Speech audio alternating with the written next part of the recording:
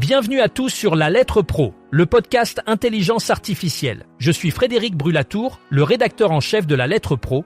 Aujourd'hui, nous allons explorer l'actualité du jour en matière de radio et de podcast. Voici les titres, le duel entre France Inter et RTL qui s'intensifie, le lancement par Europe de Casse Impossible, une série sur les plus grands braquages, la mobilisation de France Inter, France Info, ICI et France Culture pour la Coupe du Monde, et bien plus encore. Commençons par le duel entre France Inter et RTL qui s'intensifie en tête du classement des replays. France Inter et RTL continuent de dominer le paysage radiophonique français avec une compétition acharnée pour la première place. Les deux stations se livrent une bataille serrée, chacune cherchant à attirer et à fidéliser un maximum d'auditeurs grâce à leurs programmes variés et de qualité. Les replays, ces diffusions à la demande, sont devenus un terrain de jeu crucial dans cette compétition, permettant aux auditeurs de rattraper leurs émissions préférées à tout moment. Ce phénomène est accentué par l'augmentation de la consommation de contenu à la demande, un indicateur clé de l'engagement des auditeurs dans une ère numérique en constante évolution. Europe 1 enrichit son offre de podcast avec la série Casse Impossible qui se penche sur certains des braquages les plus audacieux de l'histoire. Cette production se compose de 7 épisodes, chacun explorant une affaire marquante et est diffusée sur toutes les plateformes d'écoute. Le premier épisode est déjà disponible et les suivants sortiront chaque lundi. La série utilise des archives inédites de la station combinées à un sound design immersif pour offrir une expérience d'écoute captivante.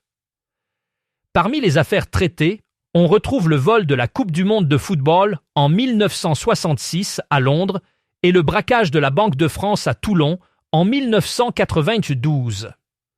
Le podcast est incarné par Marc Messier et écrit par une équipe talentueuse comprenant Julien Pichenet et Théophile Héliot. La réalisation est assurée par Clément Ibrahim, avec une production par Théophile Héliot et un travail sonore dirigé par Sylvain Denis. Casse Impossible est accessible sur europeon.fr et toutes les plateformes d'écoute. Pour la Coupe du Monde, France Inter, France Info, ICI et France Culture se mobilisent pour offrir une couverture complète et enrichie à leurs auditeurs. Chacune de ces stations a mis en place une programmation spéciale pour suivre les événements de cette compétition internationale avec des émissions dédiées, des analyses approfondies et des reportages en direct depuis les stades. Les auditeurs peuvent s'attendre à des interviews exclusives avec des joueurs et des experts, ainsi qu'à des commentaires en temps réel sur les matchs. Cette mobilisation permet aux auditeurs de vivre la Coupe du Monde comme s'ils y étaient, grâce à une immersion totale dans l'univers du football. Les stations ont également prévu des segments culturels pour explorer l'impact du football sur les sociétés à travers le monde, offrant ainsi une approche multidimensionnelle de cet événement sportif majeur. Une étude récente menée par Ipsos BVA révèle que les salariés français sont interrompus en moyenne toutes les 13 minutes pendant leur journée de travail. Cette fréquence d'interruption pourrait avoir des conséquences sur leur productivité et leur bien-être. Les interruptions proviennent de diverses sources, notamment des collègues, des emails, des appels téléphoniques ou encore des notifications numériques. Ces interruptions constantes peuvent entraîner une difficulté à se concentrer et à accomplir efficacement les tâches. Selon l'étude, les secteurs les plus touchés par ces interruptions sont ceux du service et de l'administration. Les experts soulignent l'importance de mettre en place des stratégies pour minimiser ces interruptions, telles que la gestion des notifications ou l'instauration de plages horaires dédiées au travail sans interruption. Cette prise de conscience pourrait aider à améliorer la qualité du travail et le bien-être des employés. Dans le domaine de la publicité radiophonique, une question essentielle se pose souvent. Combien de spots faut-il réellement diffuser pour atteindre ces objectifs ? L'efficacité d'une campagne publicitaire dépend de plusieurs facteurs, notamment la fréquence de diffusion des spots, le moment de leur diffusion et bien sûr, la qualité du message. une étude récente montre que la répétition est clé pour ancrer un message dans l'esprit des auditeurs. Cependant, il est crucial de ne pas saturer l'audience, car cela pourrait avoir l'effet inverse et diminuer l'engagement. Les experts recommandent de tester différentes fréquences et horaires pour optimiser l'impact. De plus, il est important d'ajuster la campagne en fonction des retours et des résultats obtenus. Ainsi, une approche flexible et attentive aux données analytiques peut grandement améliorer la réussite d'une campagne publicitaire sur les ondes radio. Au Canada, écouter la radio depuis sa voiture reste une tendance dominante, selon une étude de Numéris. La voiture demeure le premier lieu d'écoute pour de nombreux Canadiens, ce qui témoigne de la popularité persistante de la radio en déplacement. Cette habitude est particulièrement répandue lors des trajets quotidiens où la radio joue un rôle clé dans la fourniture d'informations et de divertissements en temps réel. Numéris souligne que cette tendance s'observe malgré l'évolution des technologies et l'émergence de nouvelles plateformes de streaming audio. Les Canadiens continuent de privilégier la simplicité et l'accessibilité de la radio traditionnelle, qui offre un contenu varié allant des nouvelles aux discussions, en passant par la musique. Ce constat souligne l'importance de la radio comme média de choix, capable de s'adapter au mode de vie moderne tout en conservant son attrait auprès de son public. Nostalgie Charente-Maritime a récemment organisé une Nostalgie Party sur le Vieux-Port de La Rochelle, réunissant 180 invités. Pour cet événement, la station a privatisé le bateau L'Espérance de la compagnie Interrail. Cette initiative visait à renforcer les liens avec les auditeurs fidèles et les partenaires commerciaux.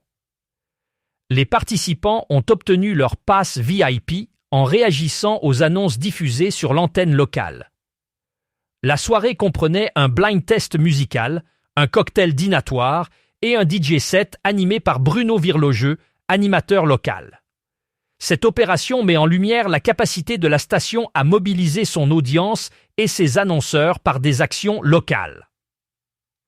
Elle illustre également comment une radio peut combiner animation, fidélisation des auditeurs et relations commerciales dans une approche de proximité.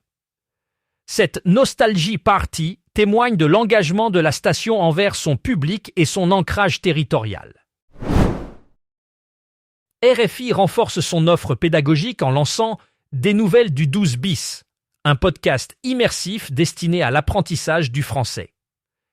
Disponible sur Le Français Facile avec RFI et sur les plateformes de podcast, cette série propose une immersion sonore en français et en 8 versions bilingues. Conçue comme une suite à la fiction radiophonique Les Voisins du 12 bis, diffusée en 2021, elle raconte l'histoire de Billy, une étudiante étrangère à Paris. Aux côtés de Rosa, une compatriote installée en France, et des habitants de l'immeuble du 12 bis, Billy découvre la langue française et la vie parisienne. Avec une technologie audio 3D, l'écoute au casque permet une immersion totale, renforçant l'apprentissage à travers des scènes de la vie quotidienne. Ce podcast s'accompagne d'un dispositif pédagogique élaboré avec France Éducation Internationale et le réseau des acteurs de la dynamique des ateliers sociolinguistiques, offrant des ressources pour enseignants et apprenants. Coleman Insights a récemment mené une étude pour identifier les facteurs qui influencent l'intention d'écoute des podcasts. Selon leurs recherches, la découverte de contenu joue un rôle crucial dans l'augmentation de l'écoute. Les auditeurs sont plus enclins à écouter des podcasts lorsqu'ils sont facilement accessibles et visibles sur les plateformes. De plus, la recommandation par des amis ou des influenceurs de confiance renforce considérablement l'engagement. L'étude souligne également l'importance d'un contenu de qualité et pertinent pour maintenir l'intérêt des auditeurs. Enfin, l'expérience utilisateur sur les plateformes de podcasting, incluant la facilité de navigation et de recherche, est un facteur déterminant pour fidéliser l'audience. Ces découvertes mettent en lumière les stratégies que les créateurs de contenu et les plateformes peuvent adopter pour accroître leur audience et optimiser l'engagement des auditeurs dans un marché en pleine expansion. Pour en savoir plus sur ces sujets et bien d'autres, rendez-vous sur notre site lalettre.pro. Vous pouvez également vous abonner à notre newsletter quotidienne pour ne rien manquer de l'actualité de la radio et des podcasts. Merci d'avoir été à l'écoute de cet épisode de La Lettre Pro, le podcast Intelligence Artificielle. À demain pour un nouvel épisode.